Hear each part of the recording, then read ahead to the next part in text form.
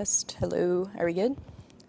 All right. So, hello everyone. I'm Brigit, and hopefully you guys are here for object-oriented. If you're not, that's okay, but this will be live streamed, so just you can stay here, but just like study quietly. It'll be fine.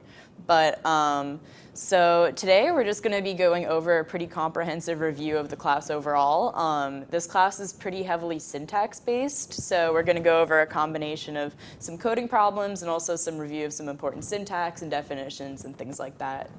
And the presentation we'll be going over, at the end, I'll show you guys how to get it, or I can show you how to get it now. It's on the UCF Study Union WordPress site. So if you go to ucfstudyunion.wordpress.com and then go to the computer science section, like we will do here, then you can see at the bottom, you can see object-oriented with Brigit, and then you can see the presentation, which is the presentation I created that we'll be going over today. So. And then let's begin. So first we're just going to go over some general structural elements of object-oriented programs and some things you guys have been learning this semester. So hopefully, as you know, there are a few main elements of all Java programs. We have classes, which are the main type blueprint things that you guys have been creating. We also have interfaces, which are kind of a similar level as superclasses. And then from different classes, you can create subclasses, which can contain methods and class variables. And then from those classes, you can make objects, which are the actual entities or units we've been using and manipulating in our programs. So for objects, you can view them as a bundle of related state and behavior that you can use within your programs. They can be modeled after various real-world objects, but you also have a lot of flexibility where you can make them totally not realistic, depending on what you need your program to do. And so their two main features are state, which is created by instance variables, and then behavior, which is manipulated or created via different methods. And just as an example, we'll be using a car for our first couple of slides as an example of object-oriented practices and objects and things like that. So state. State, as we said, describes kind of what the object is or what it does. And we do that in the form of instance variables. You might have also heard them referred to as member variables or fields. All of these terms are synonymous, so they mean the same thing. The state or instance variables are specific to the object they are representing. So if you have a certain variable describing a certain car, that variable is specifically going to just describe that car. Not every car that's created, just that one. And usually when we have our member variables, we declare them as private, as you guys have probably seen in your projects or in your assignments. And we do that for something called encapsulation, which we'll get to in a little bit. And if you have private member variables, that means you can't access them in a different class. So we use different methods called getters and setters, which you guys have also probably seen that we'll get to in a little bit. But just for kind of a little warm-up exercise, you guys can think about, for instance, for a car, what could be some instance variables that you'd create? I'll give you guys a couple seconds to think about that. There's a lot of different options, so really there's an infinite number of instance variables you could think of, but some that I came up with were you could have something for the color or the speed or the owner, because these are all variables that would be specific to each car instance. They're not going to describe every car, but each individual car object. Okay, and so then the other part of objects are behavior, which are the methods or what they do or what we can do with them specifically. And in order to manipulate the behavior, we do something called calling a method. And usually how we do that, as I've shown here, is you have your object name, then the dot operator, and then the method name in parentheses.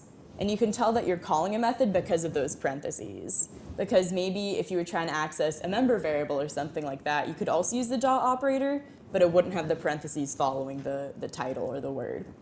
And so as another activity, you could think of how would you call a set speed method on the object my car. And here I've shown that you'd say my car, which is the object name, and then dot set speed. And even though I didn't say that you need to pass a parameter to it, it makes sense that you would pass a parameter, which is the 100 in the parentheses, because if you're trying to set the speed of the car, if you didn't pass something to it, what speed would you be setting? It wouldn't really make sense. So that's just something where you could think, okay, I should probably pass some kind of parameter to it. So there's a lot of different benefits of objects and the overall object-oriented structure. One of them is modularity, which means that once an object's created, it can be freely used throughout the system. You can use it throughout the class. You can use it in different classes depending on how public it is and the different methods you have established. And then information hiding or encapsulation, like I had briefly mentioned before, is that you interact with the public methods of an object rather than its exact internal representation. So basically, it gets into, you want to make your member variables private so that somebody can't either accidentally or maliciously change your code or manipulate your program in ways they shouldn't. So you're able to hide some information and make your program a little bit more protected or cleaner. And then code reuse, because once you make an object or make a method, you can use it an infinite number of times, which is really useful. And then also debugging. So let's say we made a car object and somehow we made something wrong with it or it's just not doing what we want it to do. We can try to debug just that object, or we could just get rid of that object and we don't have to worry about our entire program being in shambles. So then getting into classes. So we can view classes as basically the major blueprint from which we make objects. So for instance, if we're making car objects, we probably have established some main car class somewhere in our program from which we make those objects. Classes contain different variables and methods that we use to manipulate and create objects. And we can also import different methods from other classes or from pre-existing libraries in Java to use them within our classes. So not every method we use is something that we created ourselves. And then we have units called packages, which is basically like folder units that we group similar classes in. And so you can see on the right, I have an example of, you could have a vehicle class, and from that you could more specifically have a car subclass, and from there more specifically have like a sports car subclass. So just the general format to remember when you're declaring a new class is you generally want to make it public. There's sometimes where you have maybe a nested private class inside of another class, but generally, if you're just making a class, you want to make it public. And then you have the keyword class, your class name, classes by just practice, you write them with a capital letter to show that it is a class. And then your curly braces, and then any sort of variables or methods or codes you want to have inside. So basically how you can view the differentiation between objects and classes is that classes are the broad blueprint or factory for making something, and objects are the specific instances or products of that blueprint. So then getting into methods. So for when we declare a method, we write its method signature, which is basically just saying a couple things that we're going to be doing with the method and what it's going to be called and things like that. So when you write a method signature, the only required elements are its name, the types and names of parameters, and the return type. You can get into like access modifiers, for instance, public or private or things like that, but you don't have to include that. You won't get an error if you don't include it. It'll just default to not public. And then here's some valid method signatures. For instance, you could have something like get name, which would be an example of a getter if you had maybe a private name variable. Or you could have something like set speed or add driver. And you can also use the keyword this in various methods. And this refers to the object currently running the method. And this is useful in a case shadowing. You guys have probably seen shadowing a little bit, in which case there's a member variable and one of your parameters share the same name. And so it can get a little confusing if you're referring to either the member variable in your class or if you're referring to the parameter, the argument. So then constructors. So constructor is basically a certain type of method or kind of a twist on a method. And the point of a constructor is to make the actual objects from a class or to make the instances of a class. And you can know that a method is a constructor because its name is going to be the same as the class name. So in our class car, our constructor's name would be car. And when we declare a constructor, we don't write a return type because the point of a constructor is to make objects of a class. So Java knows that it's going to be returning objects of a class, so we don't have to write any return type for our constructor. And if you don't specifically write a constructor in your program, that's okay. Java will come up with an implicit no argument constructor. But if you do want to make instances of a class, which usually you do, make sure to explicitly write a constructor because this no argument constructor isn't going to be super useful. It'll prevent your program from having certain errors, but it's not going to provide you much functionality. It's not going to be very specific. And you're also able to have multiple constructors in a class. And if you want to call one constructor from another, use the word this followed by parentheses. So now we're going to go over a coding example. And so we're going to code up a class for house objects. And I'm going to include a few constructors in it. And one of these constructors is going to call the other constructor. So let's get into this. Okay. So because we want to declare a new class that's going to be potentially used by other classes and used without our program, we want to make it public. And then we have our keyword class. And then since it's for house objects, we said house. And remember to use a capital letter for when you're making a new class. So then let's come up with some member variables. So we can say private int size. Let's say we're going to have a size of the house, and then private string color. And remember, we want to make our variables private because that's just good coding practice, good for encapsulation. And then let's say now we want to make a constructor. So we want to make our constructors always public. And that's because we're supposed to be able to call constructors from other classes to actually make our objects. So if it wasn't public, we would never be able to be making our objects, which would defeat the purpose of our class. And then no return type. And then the name is the same as the class. So just be house. Oh, and then we always need parentheses after any sort of method or constructor. Then we have our curly braces. And let's say for now we're not going to put anything in there, but let's say we also want to have another constructor because we're able to have more than one constructor as long as they vary in their parameters. So let's say now this constructor is actually going to have some parameters. Let's say it's going to have something for size and something for color. Okay.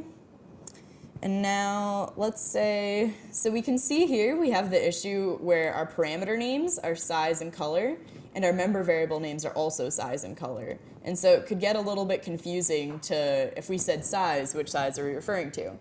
So if we say this dot size, we're referring to the current house object's member variable size. So we're referring to the member variable if we say this dot size. And then if we say equals size, the size on the right-hand side of the equal sign is referring to the size that's our parameter, that's our argument. And so this allows us to set our member variable equal to our argument. And then we can say this dot color equals color. And then let's say we want to call this constructor from our first constructor. How we do that is again with this. And then we could pass some parameters. Let's say our size is 500 and the color is white. So this is useful in the case where maybe if a certain user is going to be calling our first constructor, if they don't know the size and color that they want to do, they can just call the first no argument constructor, and then they won't get any errors. And then in our program, we'll put in a default size or default color, and then we'll call the second constructor. Okay.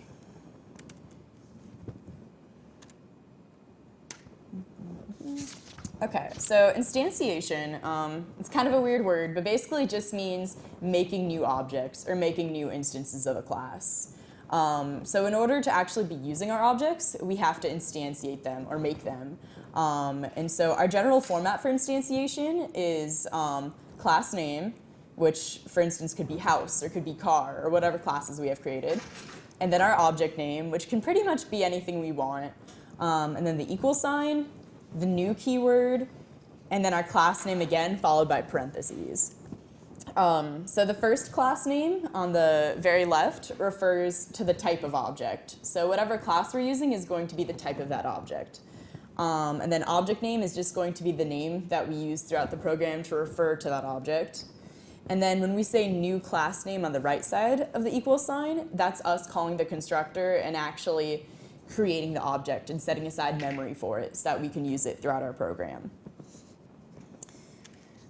So there's a difference between declaring and instantiating objects in Java. So declaring an object is basically just telling our program that, hey, this object's going to exist. It doesn't have any memory associated with it, so it isn't really made yet, but we are going to make it and then potentially use it at some point. So that would be if we just said class name and then object name, and we didn't call the constructor. But when we actually instantiate an object, that's when we're calling the constructor. So we have that new keyword, and then we have our constructor, parentheses, semicolon. So that means there's memory associated with it, the object exists, and we can actually use it. So we're going to do another practice problem. So this time we're going to make a class, but it's going to be for shoe objects. And we're going to have different instance variables within it that its objects are going to have. We're going to have a constructor, and then we're going to have a getter and a setter. Let's get into it. I'm going to clear out our house. Okay. So again, we want to make it public, and then we need a keyword class, and then we wanted to call it shoes. Okay. So generally at first, we want to put in always our member variables, just always have them together at the top, and we want to make them private like we discussed. Let's say private string brand, private int size, private string color, and private string owner. And just always when you're making member variables, although there's a variety of types, they could be strings, they could be ints, they could be cars, they could be an array, they could be an object. Just make sure that you keep in mind what you're trying to accomplish with that variable and then what type it should be. So then if we want to do our constructor, again, we want to always make it public, and then the same name as our class, followed by parentheses. And then let's say, generally in our constructors, since that's the first method that's going to be called when creating and then using an object, we want to initialize some member variables. So let's say we want to initialize our shoes to where the brand is Nike. And then let's say the size is 8. Let's say the color is red. And let's say I'm the owner, so I'll put in my name.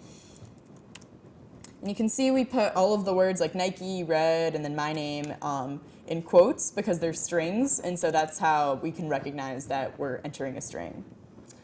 Okay, and then let's say we wanted to have a getter for one of our member variables. So let's say we want to have a getter for the color. And again, we need to use a getter because since color is private to this class, if we wanted to access color in a different class, we can't just call color because it's private. So we have to use something called a getter to be able to obtain that value in a different class. So let's say public string get color. And we want to declare it like this because we want it to be public, so we can call it in other methods or other classes. And then since color is a string and we're going to be getting and returning color, we want our return type to be string.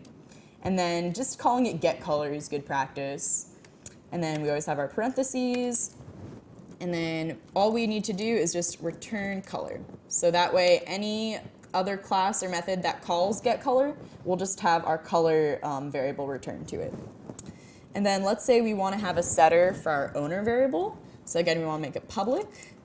Since setters, the point of them is just to change or set the value of a variable, it's not going to be returning anything, so our return type is void.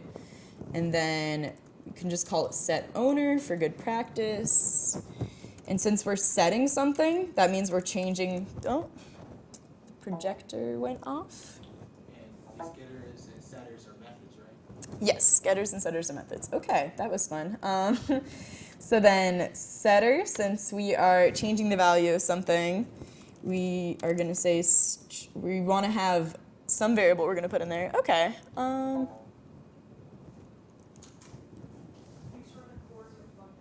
Make sure the chords are plugged in. Okay.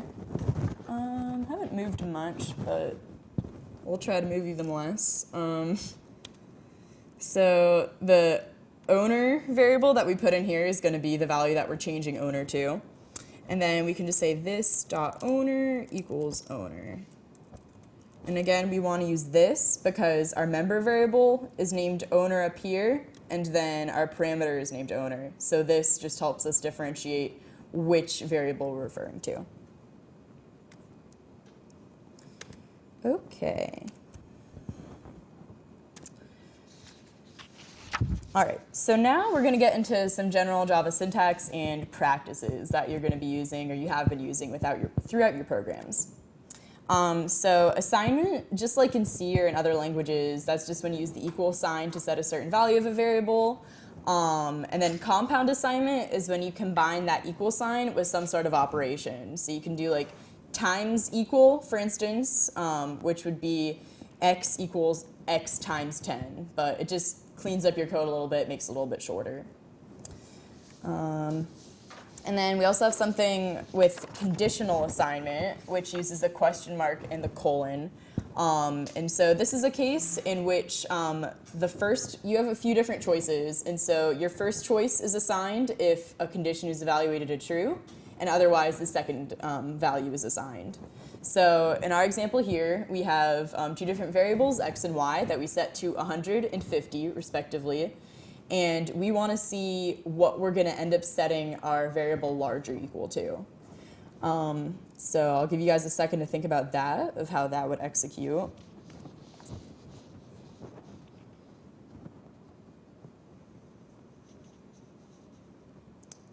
So basically, the condition that's being evaluated is the if x is greater than y, so what's in the parentheses.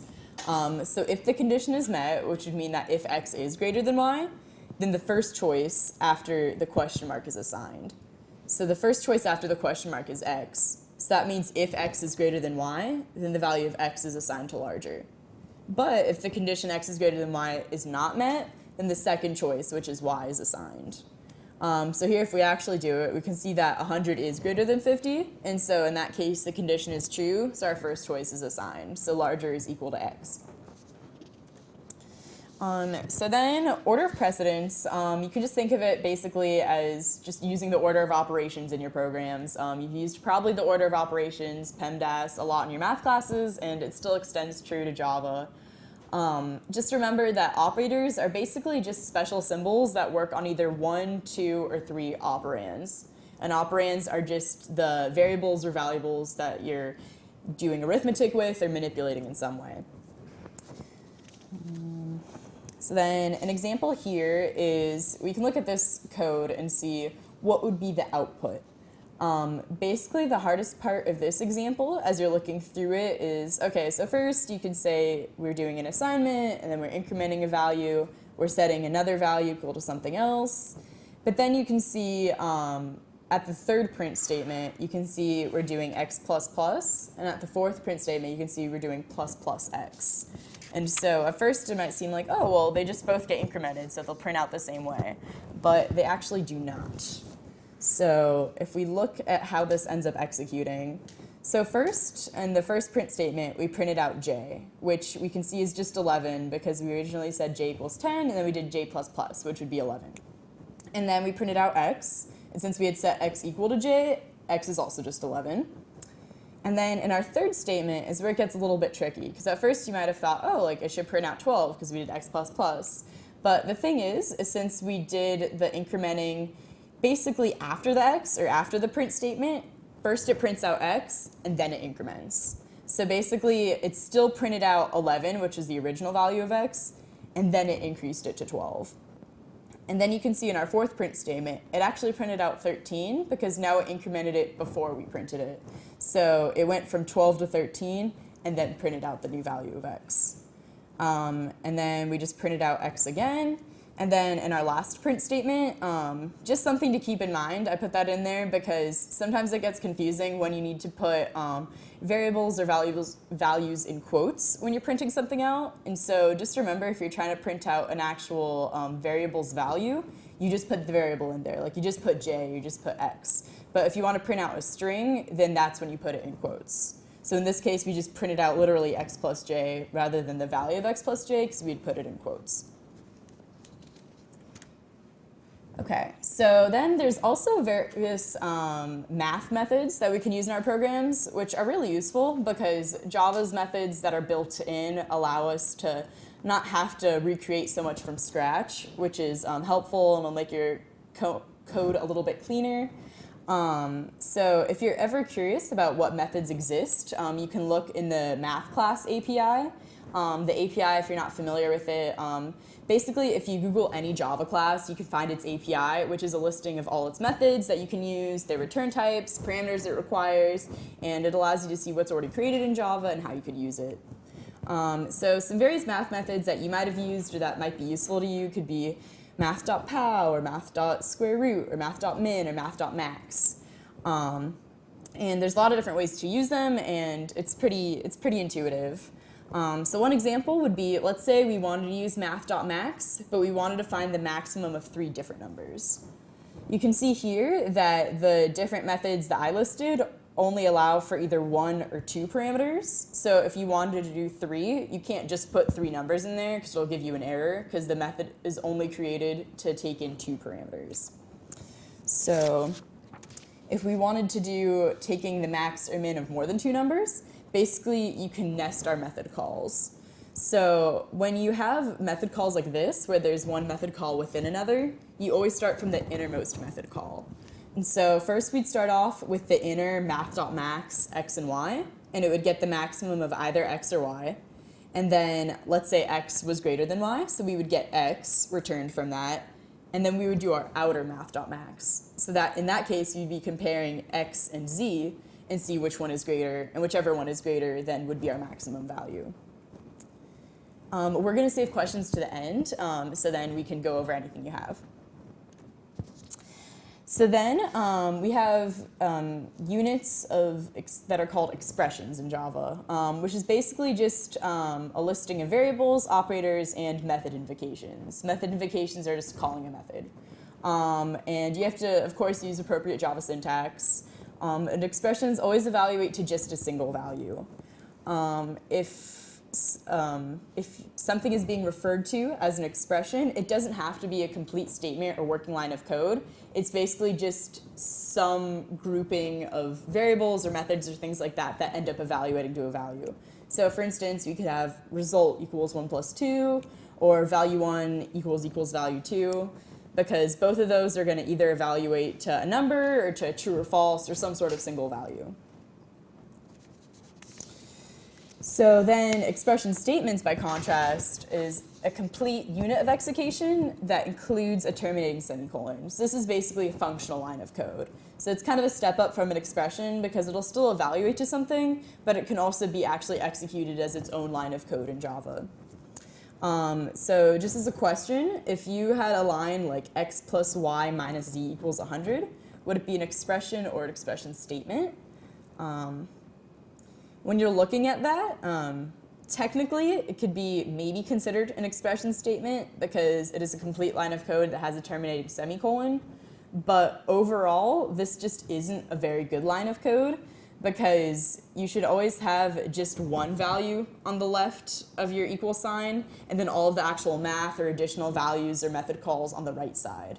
So if we wanted to add up different numbers and things like that, we should do that on the right side of the expression and then set it equal to a single value on the left side.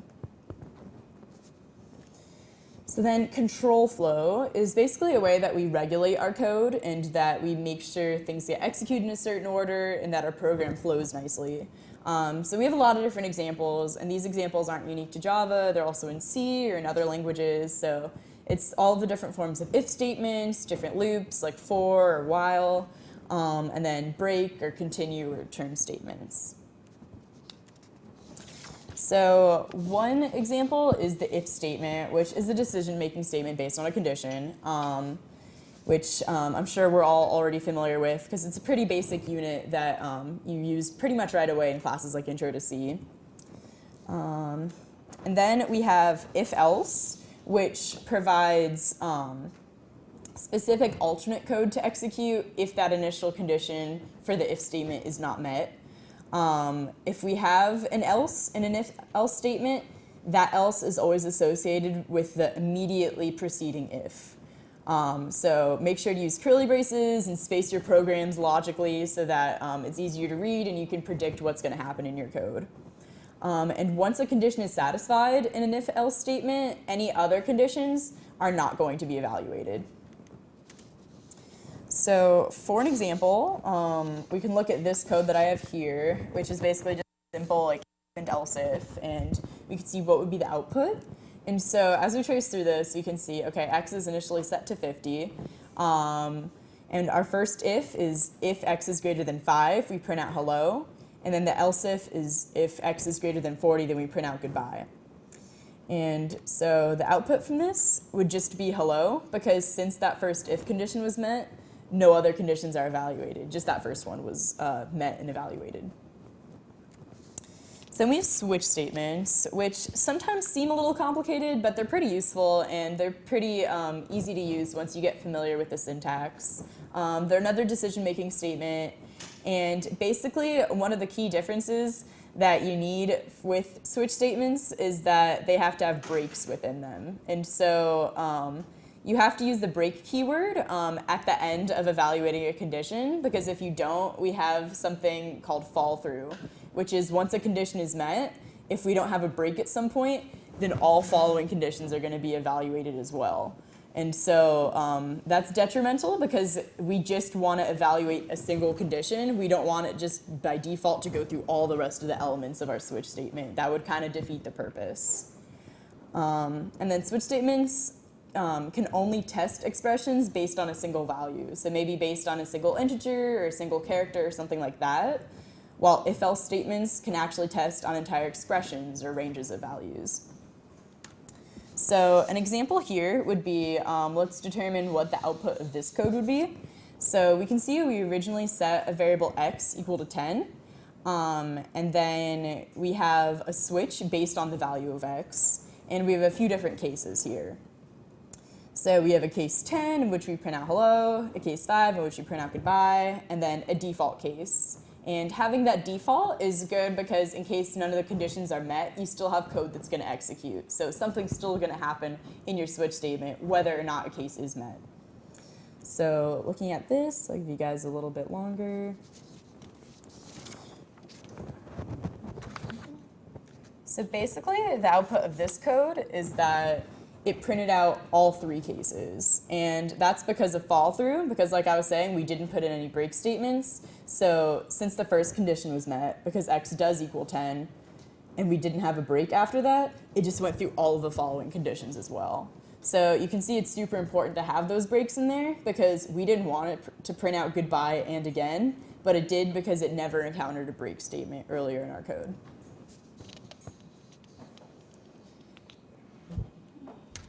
All right, so then for loops. So for loops, we have a traditional form, which is like our for loop in C, where we basically have a counter variable. It goes either incrementing or decrementing to a certain value, and then within the actual body of the loop, we perform some sort of action or print something out or call a method, something like that. But we also have enhanced for loops in Java, or for each loops. And these are really useful if you want to iterate or traverse through some sort of list or container. So for instance, if we had a list of names, let's say, we could go through each string within that list and then either print it out, manipulate it in some way, something like that. But it's convenient because Java's automatically going to know how long that list is, and so we don't have to determine what the length of the list is ahead of time or anything like that. It'll just automatically start at the beginning of our list and stop once it reaches the end. And then we also have while loops in Java and do while. And the main thing just to remember is that do while is always going to execute at least once, because with while loops, the condition is at the beginning. So that initial condition has to be met in order for the code to run at all. But with do while, since the do comes before while, it'll automatically execute that code at least once. And then it may continue executing it in a loop if the while condition is met or continues to be met.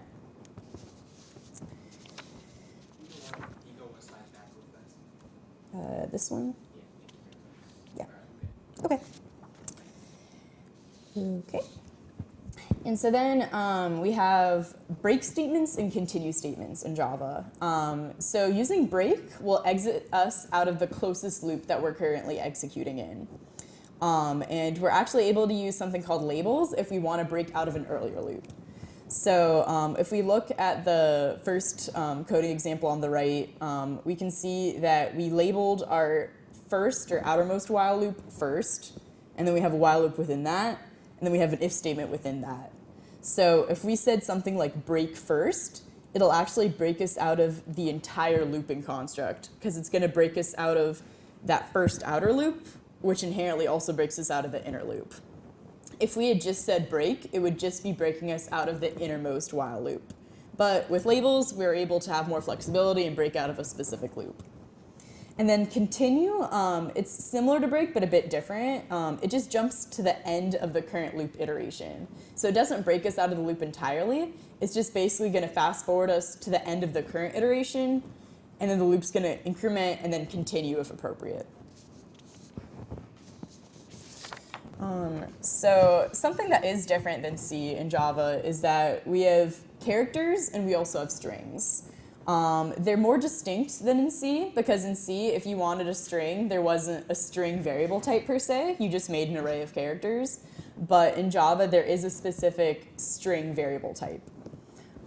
So to begin with characters, a character is just a single letter, as you guys know, and it's considered a primitive type.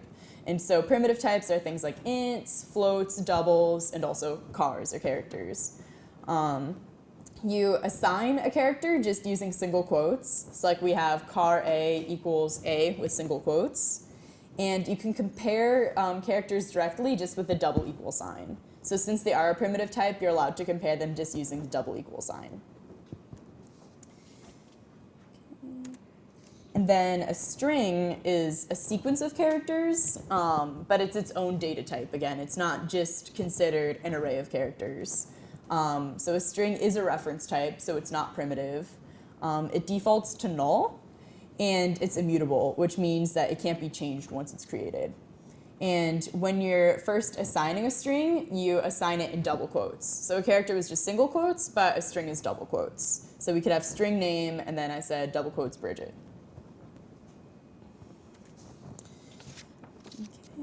And then since strings are a reference type, they have different methods that we can use upon them. So there's certain times where you're reading in information or parsing information that you're going to need to convert either to a string from an integer or vice versa. So for instance, if we had something like integer.toString and then 100, we're able to convert an integer, which is 100, into a string. And so at first you might think, why would I ever want to do that? That seems kind of weird. But basically it gets into how you're manipulating your code later in your program. Maybe you're always going to be needing to use strings. And so you want to still have the value 100, but you want to reference it as a string. So it is possible to do that. And then let's say you're reading in a bunch of strings and you're trying to convert them to their actual integer values. What you could do then is something like integer.parseInt and then pass a string to it that contains a number. So if we did integer.parseInt and then 100 in quotes, the 100 in quotes is technically a string, and it's going to parse that 100 out of that string to get an actual integer value.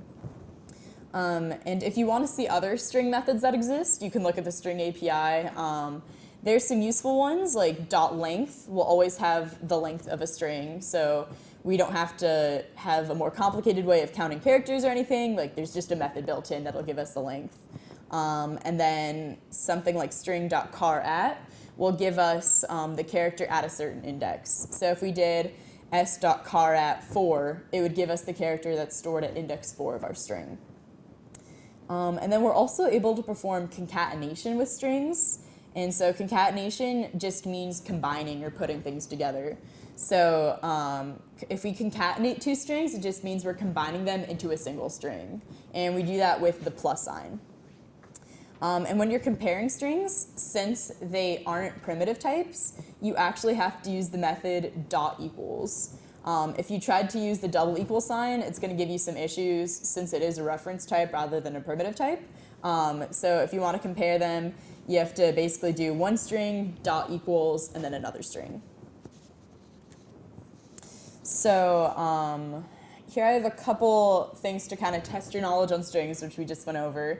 So let's say you're given the variables x equals 100 and name equals hello. Think about how you'd write the code to create the string hello10 from those two variables that you were given. And then think about, is a string that's one character in length equivalent to a character? And then is a null string the same as the empty string? I'll give you guys a second to think about that.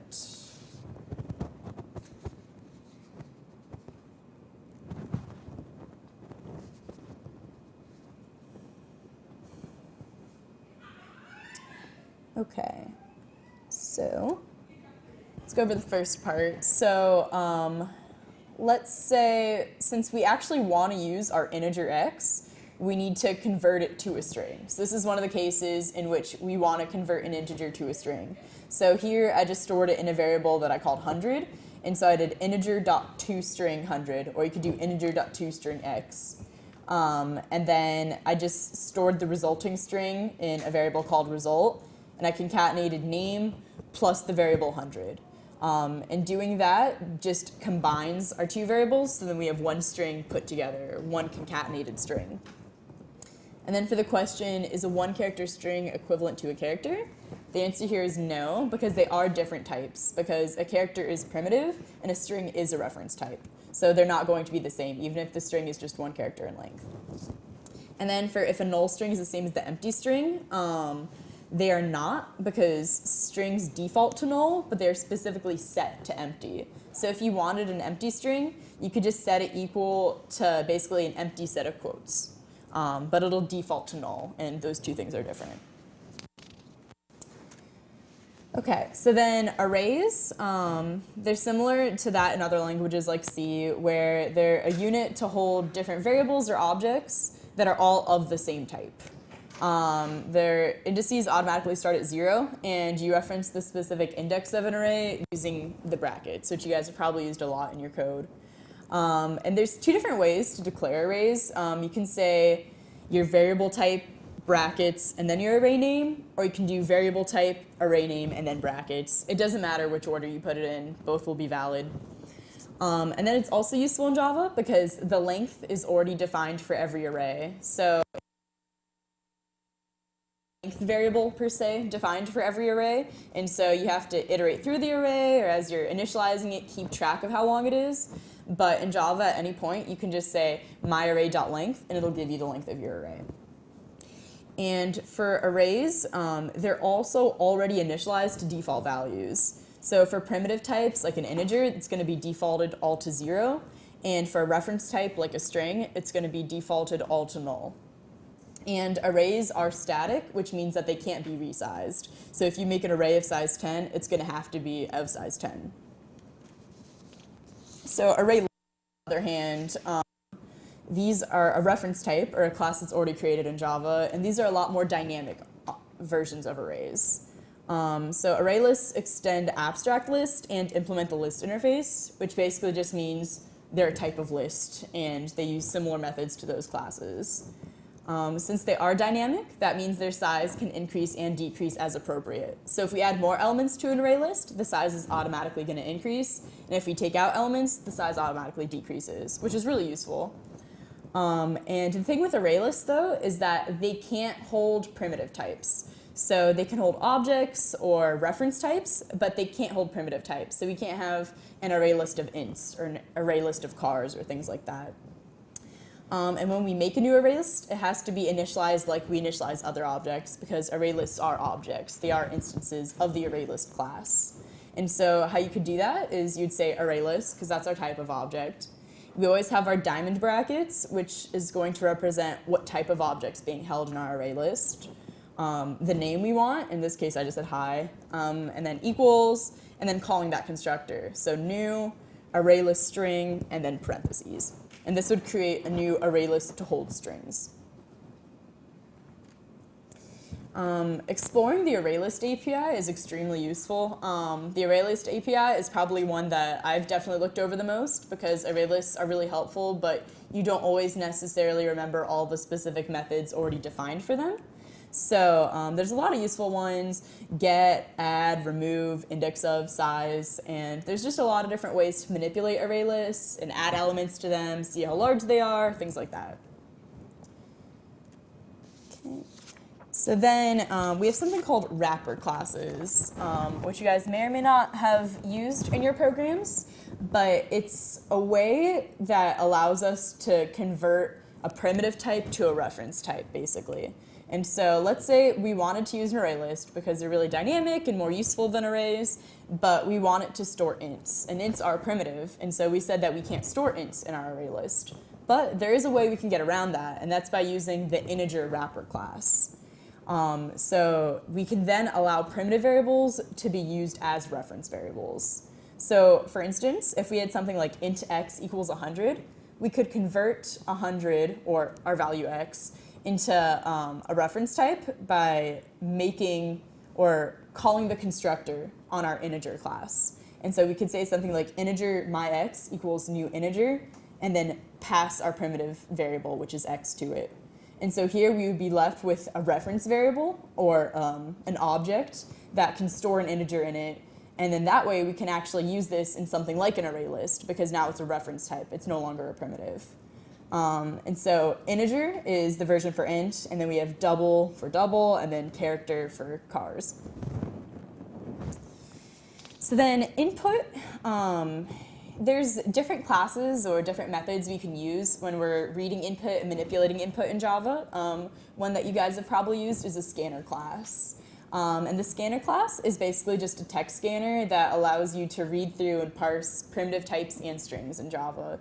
So if you have some sort of input file that you're going to be reading in, or maybe input from the user in some way, you can make a new scanner object, and that's going to allow you to read through that input and manipulate it in different ways. Basically, the input that you're reading in is going to be broken into tokens, and tokens are just individual units of input. And then in order to use the scanner, you do have to actually make the scanner object or instantiate it, because it is an instance of a class. And so you do that, as we always do, with the variable type, scanner, the variable name, myScan, and then calling that constructor, new scanner. And whatever you're passing as your parameter to scanner is going to be where you're getting your input from. So if we're getting it from a file, for instance, we could put a reference to that file in the parentheses. If we're getting it as input from the user, I believe that's system.in or something along those lines. So however you want to get your input is what you're passing as a parameter to that constructor call. And then again, you can look through the scanner API for how to use specific methods. I included some here that you would probably use a lot in your programs, or you may have already used.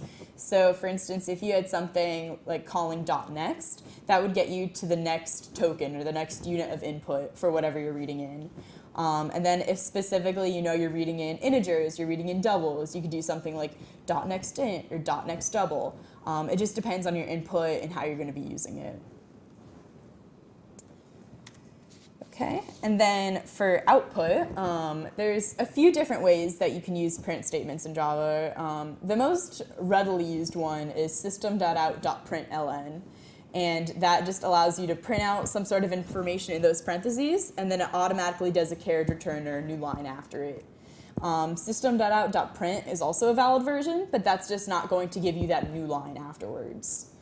And then technically system.out.printf is also correct. That one is most like C for what you've seen, where it requires format specifiers like that %f or that %d if you know you're going to be using a float or an integer or something like that. But usually in your code, it's easiest to use the .println because it'll conveniently put a new line after, and then you can just put variable names in there. You don't have to use the modifiers. You don't have to say %c or %d. You can just put a variable name, and it's going to print out that variable's value. So now we're going to go over some different things with methods and variables and specifics involving classes. So we have different types of variables in Java that can get a little bit confusing because they're all referred to as variables, and so sometimes you're like, what's the difference between this type or that type? So we'll go over that. So the first type is a class variable. So a class variable is a value that's shared by all objects of a class or all instances of a class. And you know that a variable is a class variable because it's going to be using the keyword static. So for instance, if we go back to our example with the car class, let's say we know that all cars that we're going to be creating are going to have 4 wheels. So it makes sense to have a class variable for the number of wheels because we know all instances of the car class are going to share that same value. So if we said something like private static int num wheels equals 4, we would be making num wheels a class variable, and we would ensure that all instances of the class share that same value. Now, on the other hand, instance variables are not going to be static, and so they're going to be specific to each object that's created from a class. So if we go back to the car class, an instance variable could be owner, because if we're making new car objects, we can probably assume that not every car is going to be owned by the same person. And so if we have an owner instance variable associated with each car, we allow each car to have its own owner. There may be times where a car object is created and it ends up having the same owner as another instance of the class, but it's not obligated to. We can specifically set the owner of each car. So now we'll go over an example to try to put that into practice. So we're going to code up an example class now for laptops, trying to keep it interesting, not all just cars and trucks and things like that. And we're going to use different examples of class and instance variables so we can see how they vary in practice.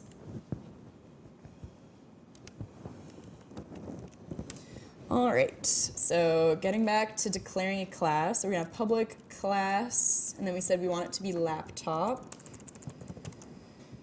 Okay. And so let's say that we want to have, okay. Just doesn't like it when I type on here. Okay, we're going to try to move even less. But so let's say we first want to do some sort of member variable. So again, that's going to be a variable that differs with each instance of a class. So we want to make it private, so make our member variables private. Let's say it's going to be an integer, and let's say something that could differ for each laptop is maybe its screen size, let's say. Let's say each laptop could have a slightly different screen size. And now let's say we want to have a class variable of some sort. So I think we can confidently say that every laptop that we create is just going to have one screen. So we could say private static int num screens equals 1. So here you can see we used the static keyword because we wanted to make this a class variable, which means that every laptop object we create is going to have the same value of num screens. So let's make our constructor. So public, and then, okay, just describe it. So public laptop, and then let's say we're passing the size to it. So then we want to set our member variable screen size equals size. So that way we can set our member variable for each time we make a new laptop equal to the size parameter that the user is passing. And then let's say we wanted to put another method in here. So let's say we said public void set num screens int number, and let's say we did something like num screens equals number. At first, this might seem okay, because it's like, okay, this is valid. We made a public method, we passed a number parameter to it, and then we set a variable up here equal to number.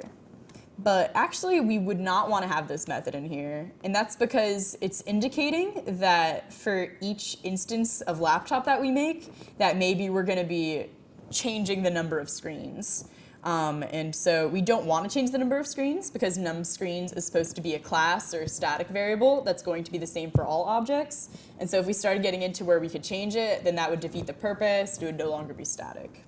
So we would not want this method here.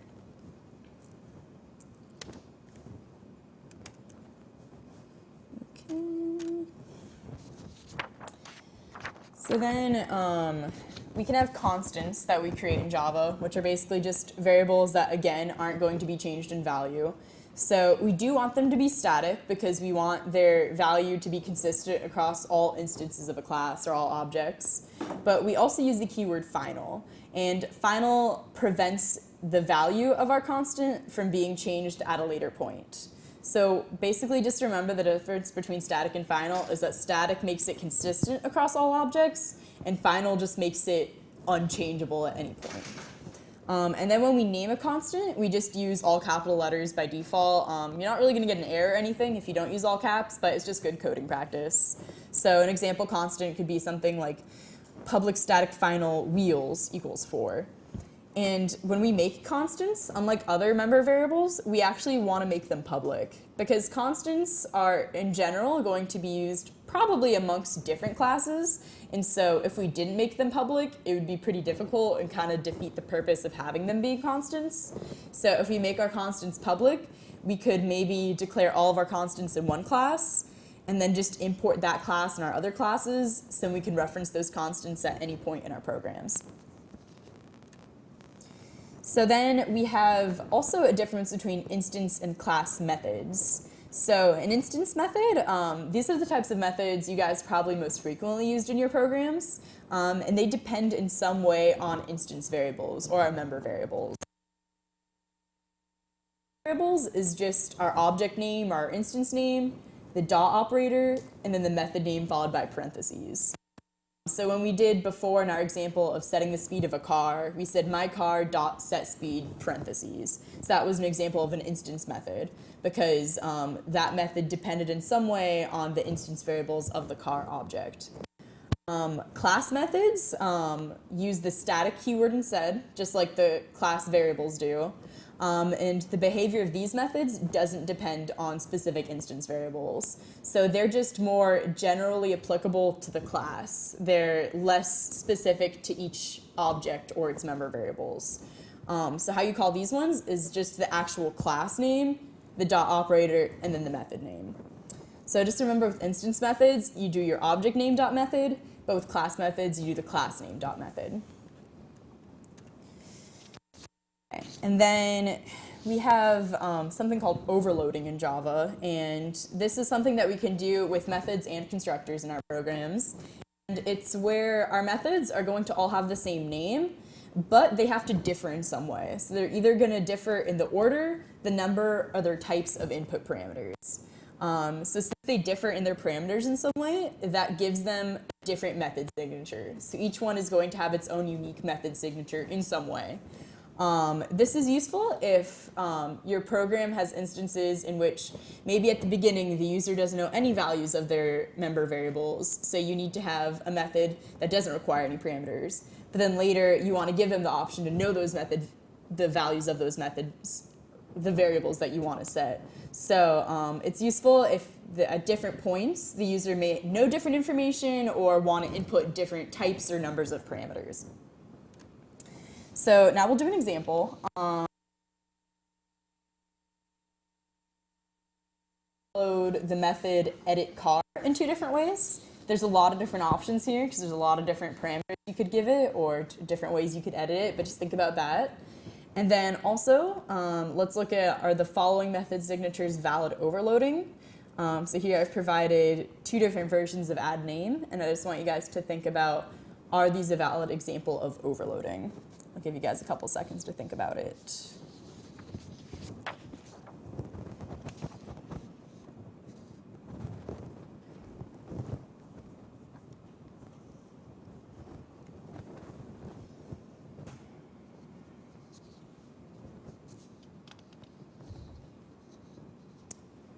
Okay, so for the first one, for overloading the edit car method.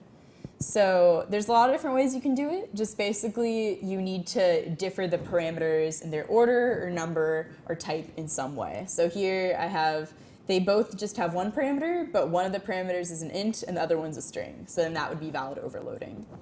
And then for the second one, for this example, the answer is that it's not valid overloading, because even though we can see that, okay, we gave the parameters different names, like we did name versus last name or age versus ID, it's still the same number of parameters, they're the same type, and they're in the same order. So the name of our parameters really doesn't matter. It just depends on those other three factors. So in this case, this would not be valid overloading, and it would give us issues in our program.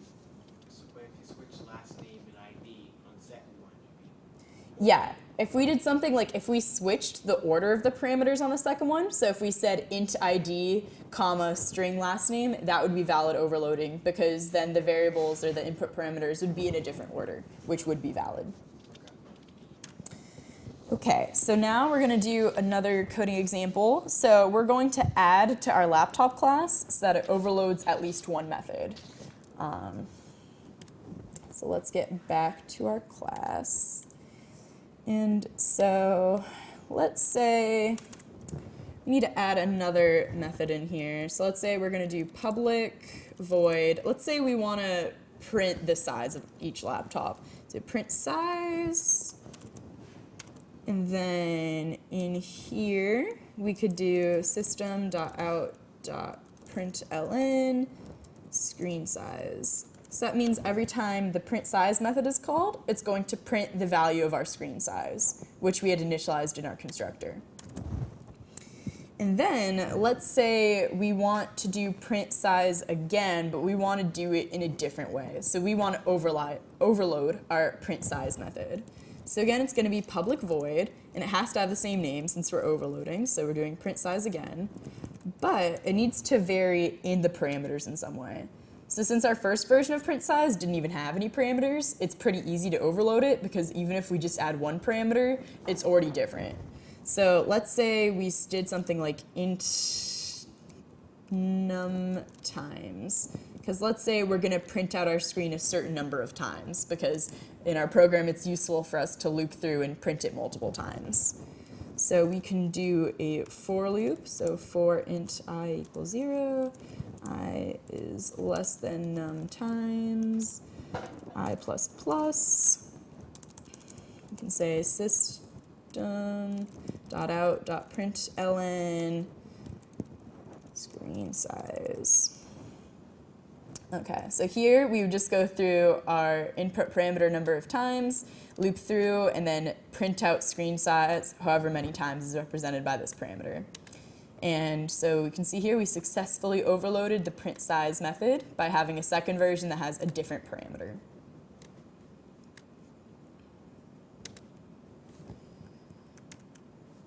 Okay.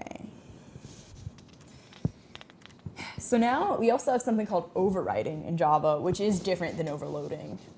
So overriding is when we declare a field or a method in a subclass that's already established in the superclass. So this gets into when we're inheriting from one class to the next. We have something that's already in a superclass that then we want to change or declare again in the subclass.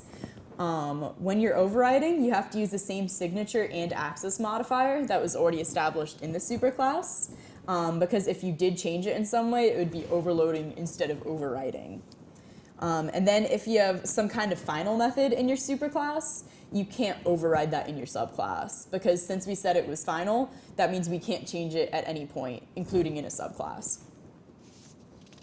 So we're going to do another example here. And so let's say we want to get back to that laptop class that we've been working on, and we want to do some example with overriding. So since we want to do an example with overriding, we're going to need some sort of superclass. So a logical superclass for laptop could be something like a computer, because we could say that all laptops we're creating are going to extend from the general computer, because they're all a type of computer. So that means since we're going to have laptop from a computer, we want to say laptop extends computer. Whenever you're dealing with superclasses, always remember to use the keyword extends and then the name of the superclass that you are extending.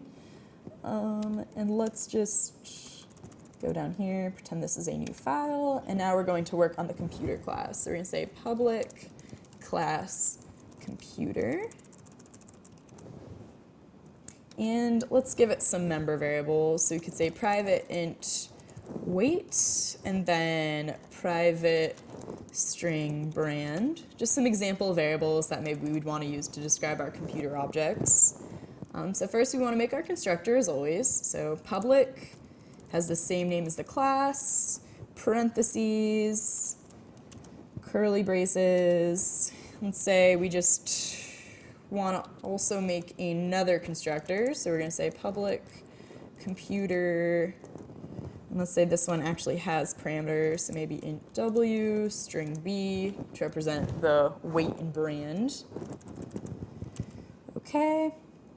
And so since this one's more specific, let's work on this one first. So we could say weight, which is one of our member variables, equals w, which is one of our parameters. And then we could say brand equals b. And now that we have this constructor that actually initializes values, maybe we want to call this constructor from our first constructor. So we do that again using the keyword this.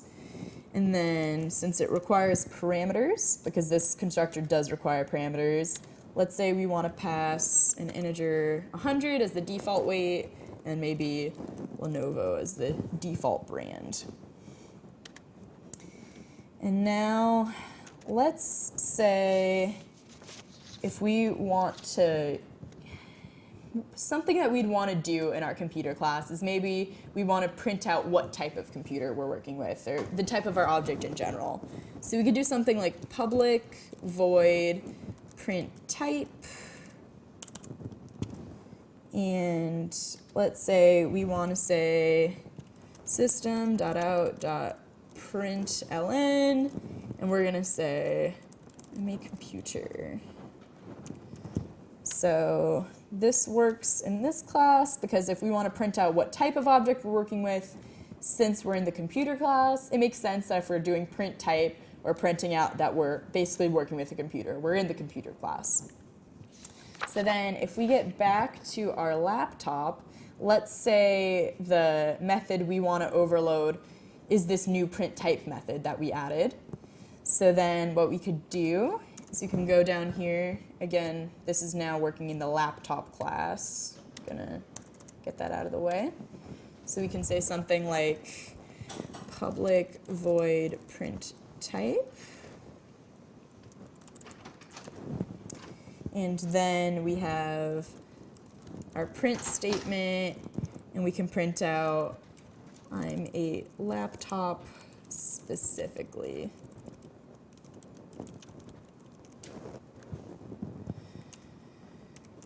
Okay, and so then just to review what we did, so we can see we have our general class computer, and there we had a method called print type where we printed out that we were basically working in the computer class.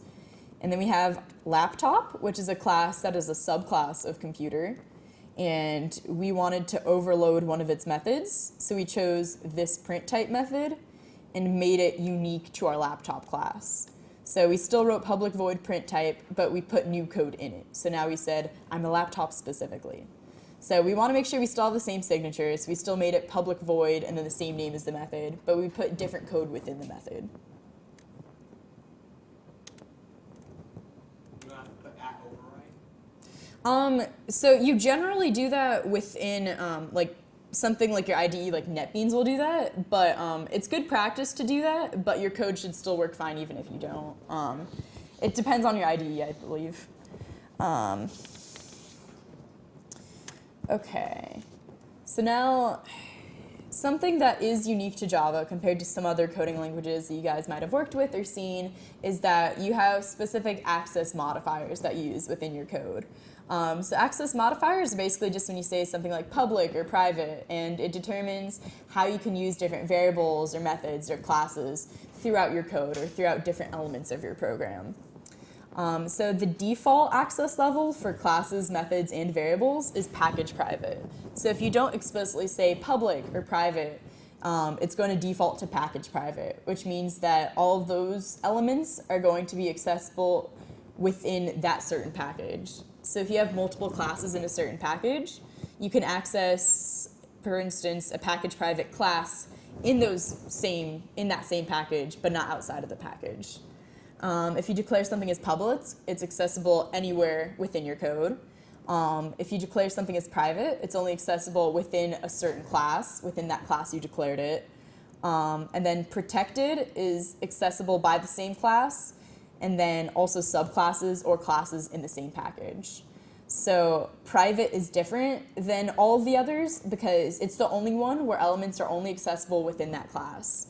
Those elements aren't even accessible in subclasses or anything like that. It's only within that certain class.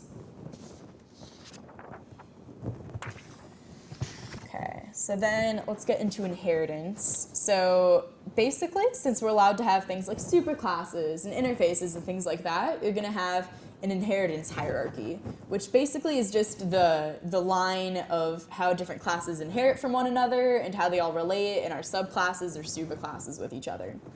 So the superclass is the class from which other classes inherit their fields and methods, and the subclass is what is actually inheriting those fields and methods. So in our previous example, computer was the superclass and laptop was the subclass. And in your subclass, you can modify methods that you're inheriting through overriding, like we explained. And you can also make your subclasses more specific than the superclass by adding your own fields and methods to them. So if we had multiple classes using computer as a superclass, they could inherit the fields and methods from computer, but they could add their own code to those methods, or they could add additional methods on top of those that allow them to be united by the fact that they all share computer as a superclass, but allow them to be different in that they implement computer in different ways or added extra other features within their personal class.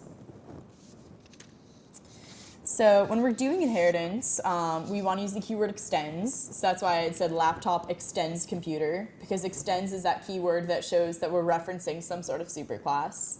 So another example could be, let's say we are treating human as the superclass and person as a subclass of that. So we could say person extends human, which means person is a subclass to human. So inherently, every class extends a superclass. So some of them might do it explicitly. So in our example here with person, person's direct superclass would be human.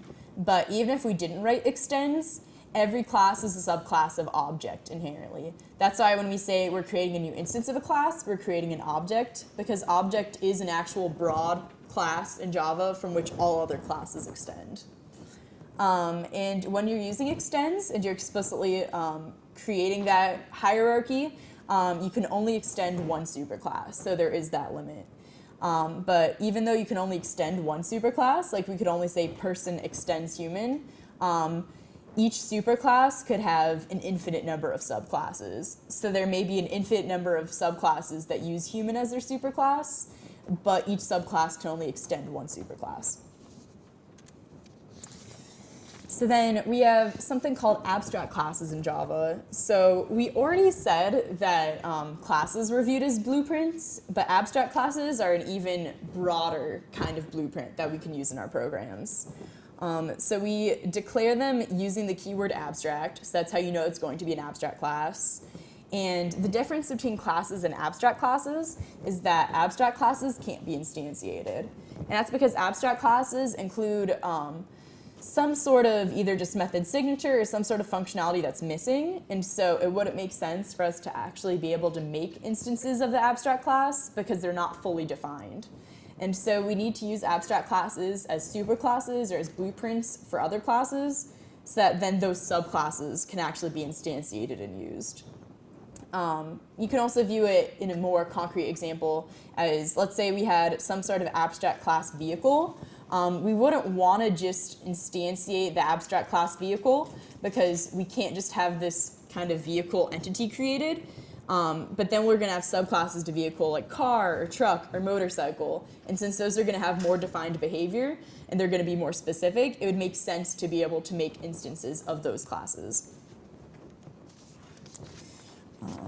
So then abstract classes can include both concrete methods and abstract methods. So concrete methods are just our traditional methods that we've already seen.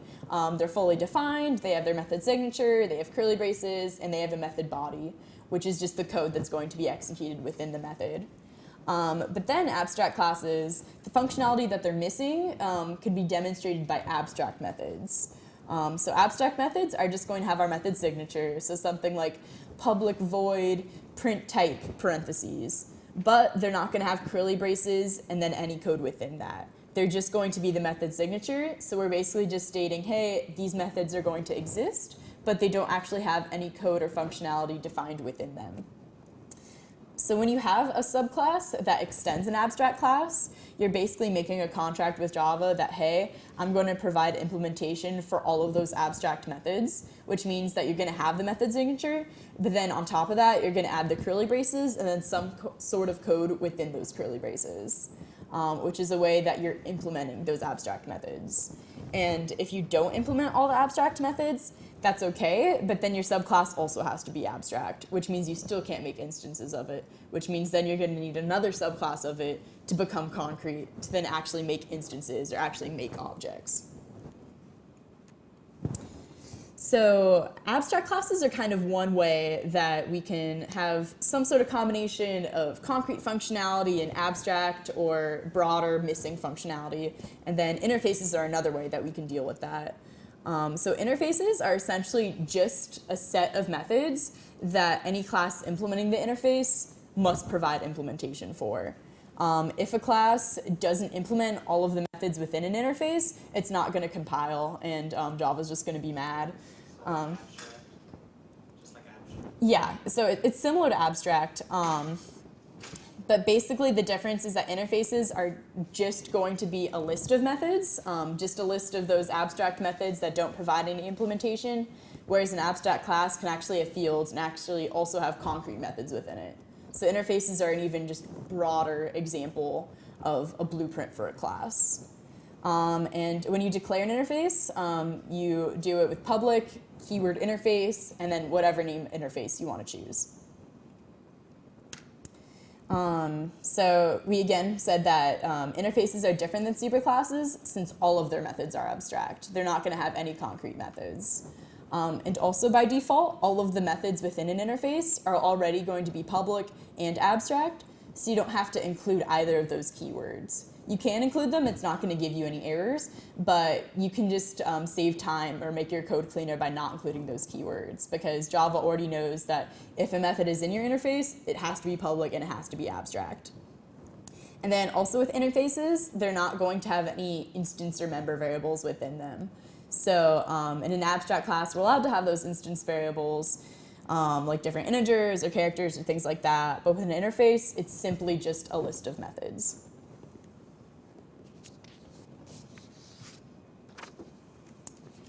Okay, so now we're going to go over a coding example with abstract classes and interfaces that will hopefully maybe clear some things up and show how we could actually use them in practice. So how we're going to do it is we're going to make an abstract class called friend and then basically make concrete subclasses or specific versions of friend, so we can see how you can use an abstract class. So we're going to clear out our previous example. So let's start with our friend class. So public, and since we're making it abstract, we now have to include the keyword abstract. Still have the keyword class because it is a class. And then the name of our class, which is friend.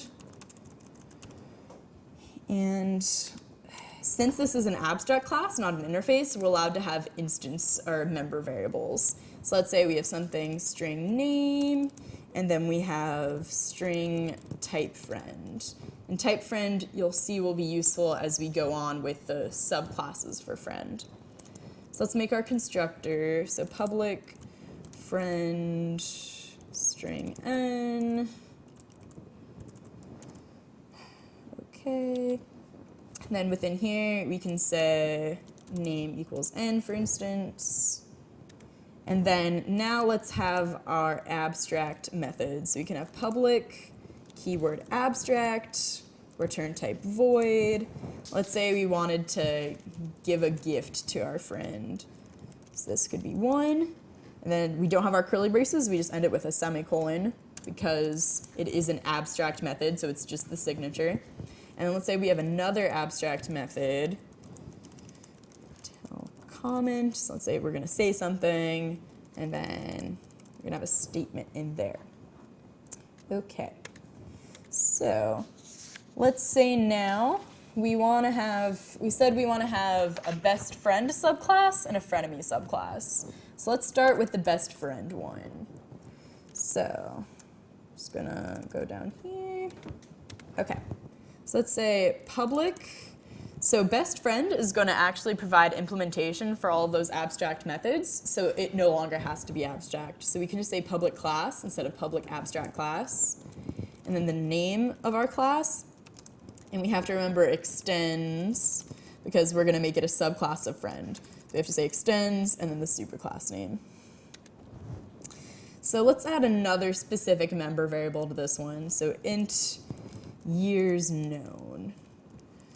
So you can see here we're allowed to add our own member variables to subclasses. And now let's call our constructor public best friend string n int years. So these are some parameters that we think are relevant for when we're creating a best friend object. So let's say if we say if we do super and then parentheses n, that means we're calling the superclass's constructor and we're passing the variable n to it. So that means it's going to go into our superclass, go to this constructor, and pass n as this parameter. And then let's say we want to set years known equal to our parameter years, would make sense. And now we're going to say type friend equals best. So you might say, but type friend isn't a variable anywhere here, but it's a member variable up here that we inherited from this abstract class, from this superclass. So you can see in a subclass, we're allowed to reference fields that we inherited from our superclass. And we specifically made our type friend equals best. And then now we have to remember, since we're making this a concrete class from an abstract class, we have to provide implementation for these two abstract methods. So let's say the first one that we want to do is public abstract give gift. So let's copy this. And so now we just edit this. So we get rid of abstracts. It's no longer going to be abstract. Get rid of that semicolon and instead add curly braces. And now we can actually provide implementation for this method so that it's no longer abstract. So we could say something like system.out.println, and then you can say maybe like you get a, okay. And then this line here allows us to print out the string you get a, and then by using the plus sign, we're concatenating this string. So this is the first string we print out, and then we concatenate it to this string, so that way it prints out an entire line with you get a, and then the name of our gift that we're giving. And now the next method that we have to provide implementation for is tell comment. So let's bring that back down here. Get rid of abstracts, it's no longer abstract. No semicolon at the end, add curly braces, and let's say system.out.println, you are, and then concatenate it with our input parameter string. So then we printed out another statement where we concatenated two strings. So we can see that this is a valid subclass that is now concrete, that extended from the friend superclass. And our subclass best friend doesn't have to be abstract because we provided implementation for all of the abstract methods in our superclass. So now best friend is a concrete class, all of its methods, their functionality is completely known, and we could actually make best friend objects. And so then, let's say if we wanted to make another class from our abstract class friend, we can say public class. Let's say we wanted to make like a frenemy version. We'd have to, again, extend friend. And then within here, we can have our different instance variables. Like we could, again, have like int years known. We would have our constructor, public frenemy. And then we, again, would have to make sure we provide some sort of implementation for our abstract methods. So let's say we bring them back down here. So you could see in practice, since both of these extend friend, they're going to be similar in some way because they're both going to have the methods give gift and tell comment.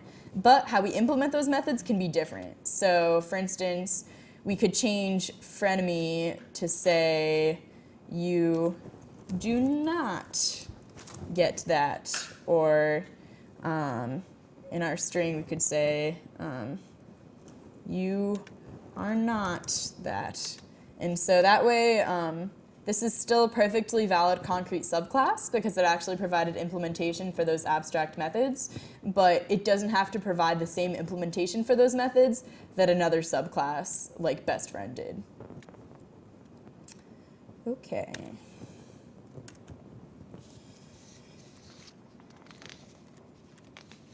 All right, so going on with our different superclasses, abstract classes, interfaces, we have a characteristic called multiple inheritance of type.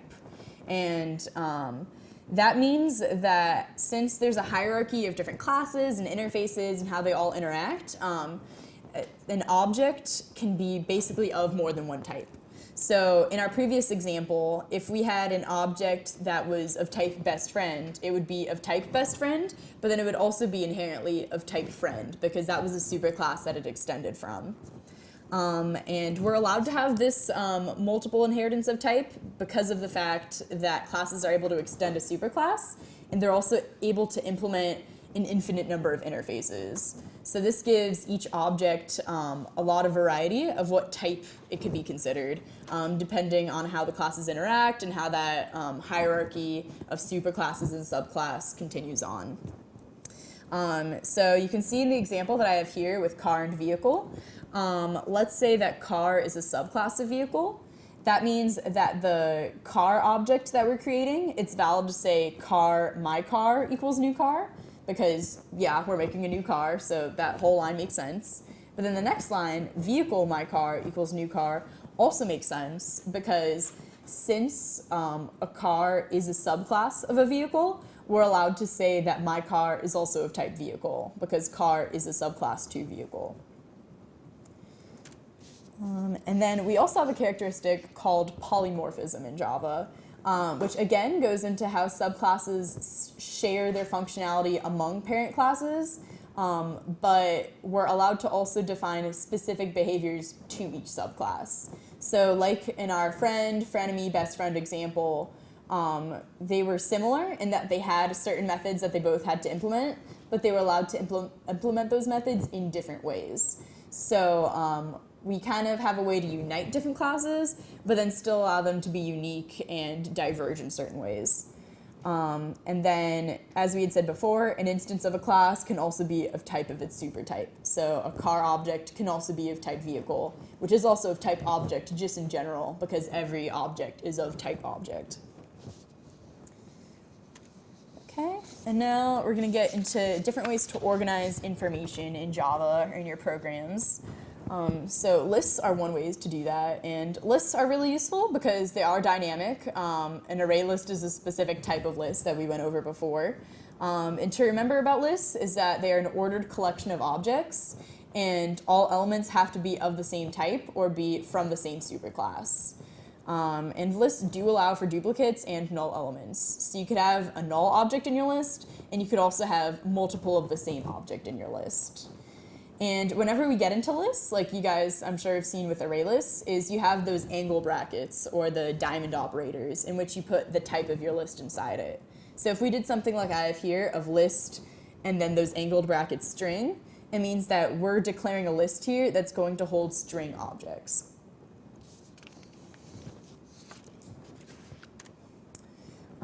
And then there's also the iterator class in Java, which is a way to traverse different collections or different lists.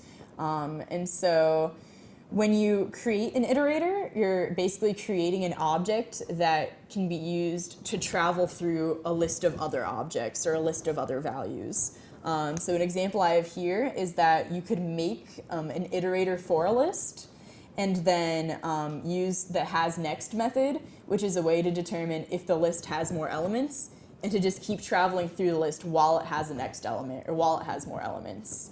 And as we've seen throughout this presentation, as you guys have seen throughout the semester, Java has a lot of built-in methods like these hasNext or the .length methods built in for arrays, where you don't have to define as much as you go along or as you're first establishing a list. It'll automatically know how long something is and just keep going until it reaches the end, which makes it easier on the programmer and then avoids potential errors. And then we also have sets, which is another collection of objects, but unlike lists, collections are unordered, but they still must have objects of the same type or of the same superclass. And sets do not allow for duplicates, so that's also how they differ from lists. And they're only allowed to have one null element. And again, you have the type of your set in the angled brackets. There are specific subclasses to set, for instance, like sorted set, that you could use that would then provide some sort of order or sorting to your set. So you can explore the APIs for sets, for ordered sets, for things like that to see different ways you can manipulate sets and how they're all related. So maps are extremely useful in Java, and they're a way to connect different key value pairs is how we associate them. So you can see in the last line of this slide, I say map integer string equals new hash map. And so I don't think in this course you get too heavily into maps or hash maps, but the thing to remember is that maps are just a way to unite different values or to unite key value pairs. So if you had something like integer string with this map here, it means that you basically have a certain set of integers and you have a certain set of strings that you want to associate in some way. And a map is a convenient and clean way to do that and to basically unite different values in your code and then use those pairings in different ways. For instance, if maybe you had a list of names and you wanted to see how often each name appeared in the list, you could associate each name with a number and increment that number each time you see the name. And so then if you had something like a pair like Brigit 5 associated in your hash map, you would know that the name Brigit appeared 5 times. It's basically a way to unite data. It can be pretty useful. There's a variety of uses, and you'll probably use maps in further coursework that you guys have. Generics. So generics can seem a little bit complicated, but just remember that they're a way that you can perform the same actions on objects of different types. And when you know that you're using generics, use an uppercase letter. Typically just in practice, use an uppercase T. And you can see at the bottom here, we have an example method that uses generics. We said public static, and then T in angled brackets, void print array, and then we had T, brackets again, input array. And basically just what you can see here is that you knew you wanted to print an array, but you don't know what type of array you're printing. So by having the uppercase T with brackets means that you know it's an array, but you just made it kind of a generic array. So it allows you to then call this method or use this method on arrays of different types. So generics are useful if you maybe don't know what type of objects or variables you're going to be using in your code, or if it could vary depending on the use or depending on the user. So it provides some more generality and can be pretty useful in different scenarios. Okay, and then generic classes. We don't just have to have generic methods. You can also have generic classes. So again, we use the angled brackets in that uppercase letter to indicate that we're working with generics. And so just as an example, we can try to declare a generic class called myClass. There's a variety of different answers that are possible here, but one option would be something like this. So like public class, myClass, and then the angled brackets T. Or you could have something like public class, myClass, angled brackets TV. And then just both of these allow for just different ways to use your class, where either at the time of creating it or maybe later on when it's being used, the types of values or variables that you're going to be using can vary. So generics are useful to prevent any sort of errors or just to make your code kind of more broadly applicable. Okay, and then there's 3 constructs here that are pretty universal among programming languages, but their implementation in Java is pretty convenient. So we have stacks, which, if you guys remember, are last in, first out, if you guys have seen them in any other class or if you guys reviewed them here. So last in, first out means that the last or most recent element added to the stack is going to be the first one removed or the first one accessible. A convenient way that I remember it is I think of LIFO, because last in, first out kind of sounds like life, and stack sounds like it could be like a stack of money or a stack of something important. So you could think that, oh, you need stacks for life, so remember LIFO. It's just a way I remember it, something kind of fun. And then there's different methods or ways to manipulate stacks. You push an element onto a stack, which means adding an element to a stack, or you pop an element to remove it. And then queues are kind of the reverse of stacks. They're FIFO, which means first in, first out. So the first element you add to a queue is going to be the first one that then you remove or manipulate. And then the names of the functionality associated with queues are enqueue or dequeue. Enqueue is just adding something to a queue. Dequeuing is removing something. And then linked lists are another kind of more dynamic look at arrays. It's a way to link information from one node to the next. But linked lists with Java are convenient because in a language like C, you actually have to define the struct for a node and the pointer to the next node, and you have to keep track of the head and use pointers and things like that. But there's actually a linked list API or a linked list class already created in Java, and so it has built-in methods where you can create a new linked list, add an element to a linked list, traverse through it, and so it's a lot easier and a lot cleaner throughout your code. And there's also classes for stacks and queues. So if you look through the APIs for those, you can see there's so much built in for them that you don't have to build them up like from the ground up as much. You can just use built-in methods already. Raw types kind of go with generics, where if you don't specify a type when you're instantiating a generic, you're basically using a raw type. So in our example here, I have with a stack, I said stack my stack equals new stack. And so usually when you make a stack, since it's a type of element to hold other elements, you want to say what type of objects are going to be held within it. So you can see at the bottom of the slide, I say like stack string. So I'm specifically saying that our stack is going to hold string elements. But in the case where maybe we don't know that we want to hold string elements, or for whatever reason we don't want to limit our stack to just string elements, we could declare it as a raw type with just stack my stack, which means we avoided the angled brackets and we didn't say it's specifically just going to hold strings. And now we'll get a bit into user interfaces or GUIs, exceptions, and threads. A lot of this is more theoretical or more conceptual, and so you won't necessarily have to code this on an exam, or you might not have had to code it too extensively in your assignments, but it's good knowledge to have, and it'll kind of provide a real-world look at how some of these things work. So GUIs are graphical user interfaces, and it's the screen or the elements that the user interacts with and sees when they run your program or they run your code. They should generally be user-friendly because the whole point of a GUI is to make the user experience better and to allow the user to want to interact with your program. And there's different libraries that you can use to create user interfaces. There's AWT, there's Swing, there's JavaFX. Generally, I think you focus on Swing in this class, but those are all 3 different options that provide different methods or functionality for when you create your user interfaces. So swing is what we're going to be focusing on, since that is the one that you guys generally used, and that is a good starter point to look at. So whenever you're using user interface in Swing, you have to start with a top-level container. And so you have 3 different top-level containers that you can use, which are JFrame, JDialog, and JApplet.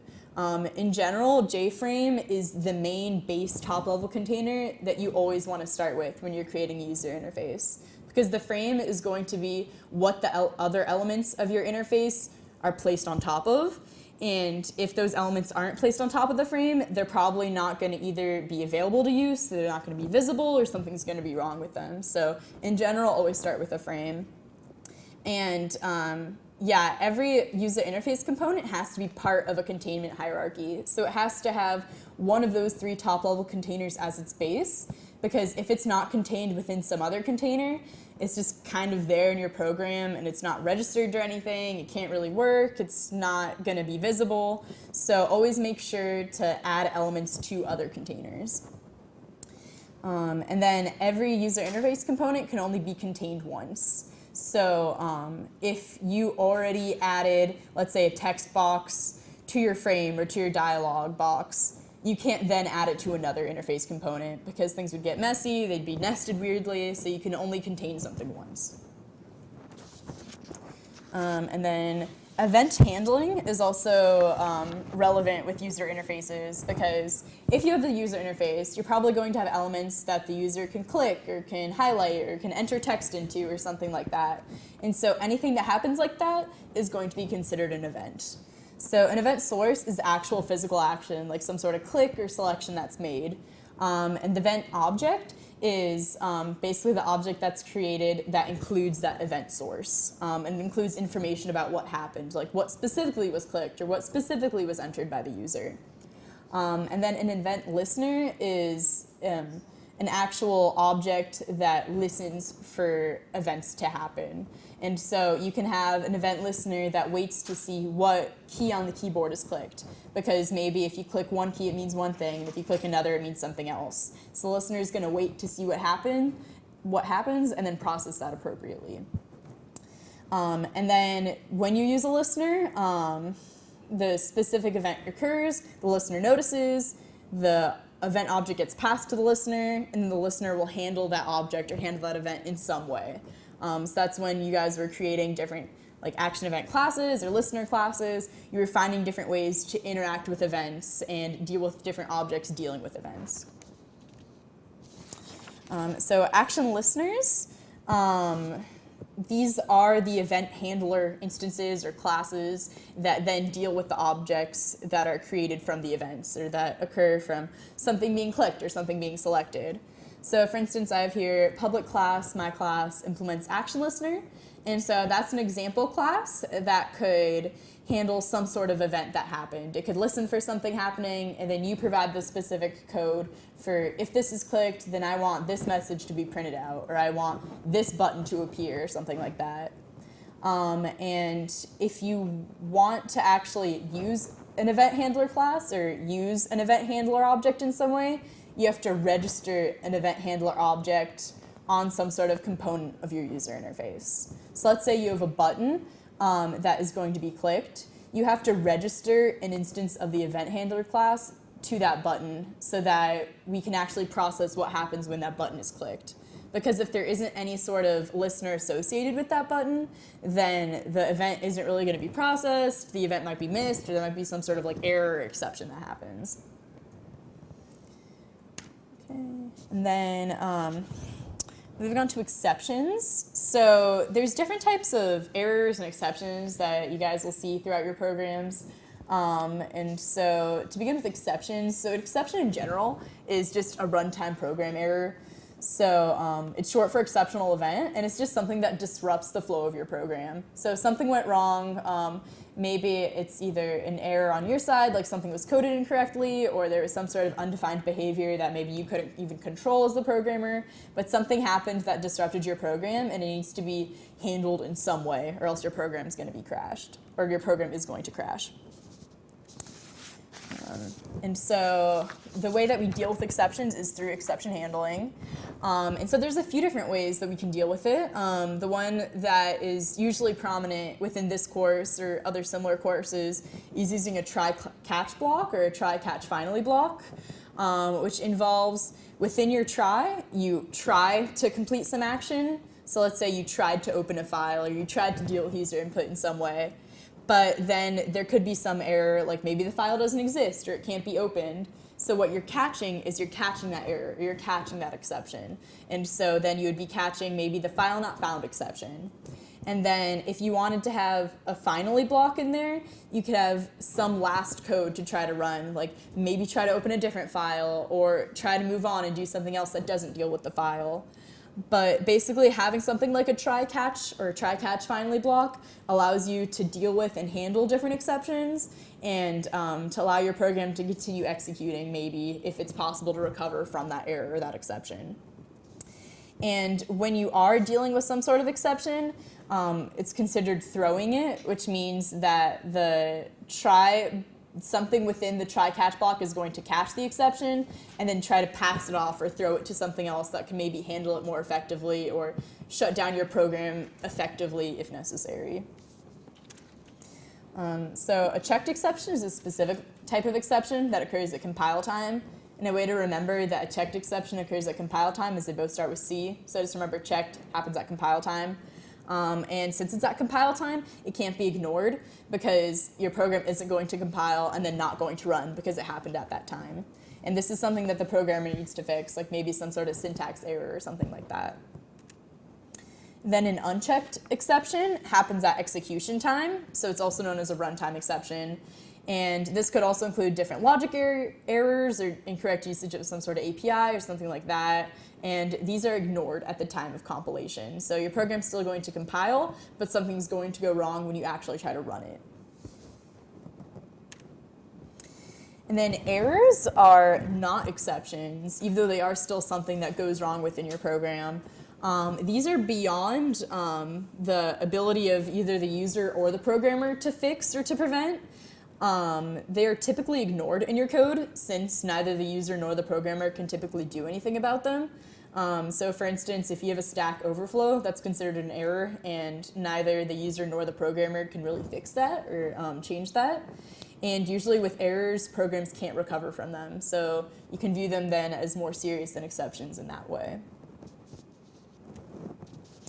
So with exception handling, as I discussed, the try-catch-finally block, the main thing to remember is the try is going to be the first step in the exception handling, which encloses the code that may actually cause the exception, like trying to open that file that may not exist or may be corrupted in some way. And then the catch has to immediately follow that try, and it's going to try to handle that exception in some way or deal with it in some way. And then finally is always going to be executed unless the machine crashed or was exited out of. And it's just going to kind of help clean up resources or maybe try to end your program in a more effective way instead of just crashing out of it. So this is just an example look of how exception handling could appear. You have your try, and then you have your catch. And you can see in the catch we have parentheses with the type of exception. So in this case, if we were dealing with input, we could say that it's going to be a file not found exception. So that's the type of our exception. And then we just had E for the name of our exception. And then just within those curly braces of the try and the curly braces of the catch, that's where you actually have your code of trying to open something and then dealing with the exception that is to follow.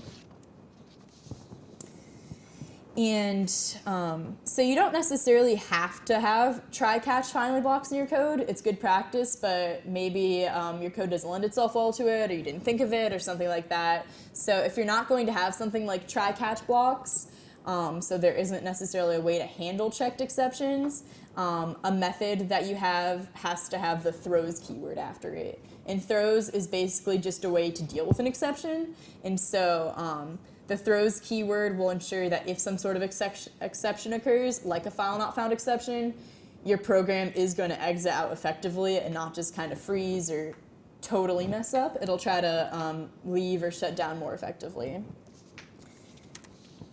And then this is just an example of how we could use throws. So here we have our main method, and we said throws file not found exception. And so this way in our actual code, we didn't have a try-catch or try-catch finally block. We just did throws at the beginning of the method to show that we know we might have a file not found exception that we're going to have to deal with at some point. And then we might have to exit out if we do have that exception. And then there's different concepts with concurrency and threading and multi-threading within Java, and then also just within programming in general. The main things to remember is that concurrency allows programs to have multiple threads executing, and threads are just separate tasks or separate processes that are taking place. And so concurrency allows separate tasks to be occurring within your program effectively. This is effective because if you have some really long process taking place, you don't want that to take up all of your execution time. You also want to be able to maybe switch to another process or allow more than one thread to run at once. And so concurrency and multi-threading breaks down to just making processes more efficient and then not making it so that your code or your computer gets caught up on just one task at a time. It allows for more things to take place effectively at once. And then there's different states of threads. So when you first create a thread, which is basically like creating a new task or a new process or something like that, it's considered new. And then runnable is when you could actually run it and when it is running. And then waiting is when a thread is waiting for another thread to finish. And it could be timed waiting, which means that it's only going to wait for a certain period of time instead of potentially indefinitely. Blocked means that the thread is waiting for some sort of resource. So maybe there's some sort of file or object that that thread needs to use, but it's currently being created or used by another resource, so it's waiting for that resource to be free. And then terminating a thread means that it stopped, either it completed successfully or it crashed, but in one way or another it did stop. And then threads have different priorities and different states within them. Basically, it comes down to which threads are most important, how long they take, what order they came in, and then how your computer deals with those threads for their different states and how they're going to be running. So then we have some final practice problems. I'd say we have about 5 to 10 minutes left, so I think we can go over maybe the first one, but I'm also going to show you guys again because some of you came in like as the session began. I'll show you where you can get this PowerPoint, so that way even if we don't go over all of the practice problems, all this information in the practice problems are posted online, so that way when you're studying for your exam, you can still work on the problems and reference this material. And the solutions to the practice problems are included in the PowerPoint, so you can try it yourself, and then you can view what the solution is. So you don't have to be left wondering, like, was this even right? Like, you'll see a valid solution. So let's see. I have a few different ones. I think since we only have a few minutes left, one that would be useful would be our second practice problem. So what we're going to do is we're going to create a car class, and then with that car class, we're going to perform different actions. So for instance, we're going to be using an ArrayList, which I think is useful because sometimes ArrayList can get kind of confusing because this is something specific to Java rather than present in like all programming languages. So let's go to our code here. Exit out of this. So just to make a car class, again, public class car. Okay, and then let's say we want to have our member variables. Member variables are private. And now let's say we want to make a new array list. So we still want to make it private, but now the type is going to be of type ArrayList. And let's say we want it to hold the names of all the people allowed to drive this car. So within our diamond operator here, we would want to say string, because if it's going to hold names, then those are going to be strings most likely. And then we just give it a name, so we could say drivers, and then private string. Let's say we wanted to name our car for whatever reason. So then we have our constructor, which has the same name of our class as always. And we want to initialize our member variables. So we're going to say speed, let's say equals 0. Our car does not start off moving. And then we want to instantiate our array list here. Because here we just declared our array list since we didn't call the constructor anything. So here we actually have to instantiate it. So we can say equals new, and then array list string. So you always have to use the new keyword, then the class name, and then parentheses. And then we can set our member variable name equal to our parameter n. And then let's say we want to have a setter for the speed. So again, it's going to be public. Since it's a setter, it's not returning anything, so it's going to be void. And then set speed int s. And let's say we want to say speed equals s. So originally we initialized our speed to 0, and now we made it the value s. And now let's say we want to have a getter for the name. So since it's a getter, it is going to be returning a value, so we do need a return type. And since the name is of type string, our return type needs to be of type string. So public string get name. And then we just want it to return the name. So this is just an example car class, for instance. So some getter, setter, constructor, things like that. And so now let's say there's certain code we want to accomplish with that. So let's say we want to create a new car object, set the speed of the car, add a new driver to the list, and then print the name of our car. So let's say we're in a new class. Down here, I'm not actually going to put it in a method, but in practice, this would actually be in a new class in a new method. But let's say if we want to make a new car object, how we would call our car constructor is we'd say class, and then my car equals, and then call this. And our car constructor does require a parameter that is a string, so we would have to pass some sort of string to it. So you can say new car, this is my car. And then we said we wanted to set the speed of the car to 20. And so how we do that is, so our car name is my car, and then dot set speed, and pass 20 to it.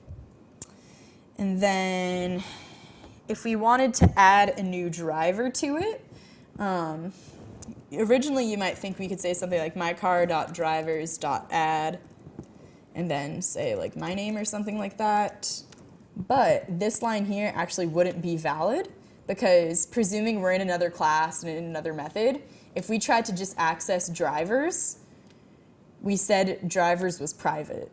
And so you can see then in practice here, we would probably need to add some sort of getter or setter for drivers in our class so that we could actually access the drivers variable and set it or manipulate it in some way. We could make it protected if, if we wanted to have, depending where we put this code, it depends. We could also just make it public if we really just felt like making it accessible everywhere. But yeah, and then, so I have other practice problems in this PowerPoint, but since we are at the end of our time, you guys can practice those on your own if you want. I'll show you again how to get to this presentation. And so if you go to ucfstudyunion.wordpress.com, it'll bring you to this website, and you can specifically click on the computer science tab. And if you go all the way to the bottom, mine is the second to last one. So this is object-oriented review presentation, and so then if you click on it, it'll bring you to this presentation. And I have a couple more practice problems at the end, and then if you want to review the content that we reviewed throughout this session, you're more than welcome to. It should be useful overall for both the definitional side and the coding side for your final. But thank you guys so much for coming. I really appreciate it. If you guys have any questions, we could go over any questions if you guys had them.